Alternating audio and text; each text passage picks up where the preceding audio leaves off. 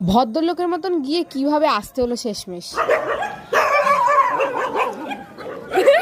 আমি পারি চল ভাই, কুত্তা জন্ম কাম নাই আমার। দেখলা তো আমার সাথে কি ঘটে, মানে রাস্তাঘাটে, মানে একটু ভদ্রভাবে গেছিলাম যে না ঠিক আছে আজকে একটু ভদ্রভাবে যাই, একটু পাড়ার একটুখানি বুড়িঘরটা দেখেছি, সেইটা একটু শান্তিভাবে দেখতে পারলাম না। এমনিতেই তো রাস্তায় এত কুত্তা, মানে ওটা তো বেরানোই যায় না। যাই হোক, আমি আশা করি বুঝতে পারছো যে কী মানে কি বলতে চাচ্ছি। তো যাই হোক, আর এই অবলাদের তো কিছু বলার নেই, যা শোনো কথাগুলো। কি হবে আমি তো জানি না।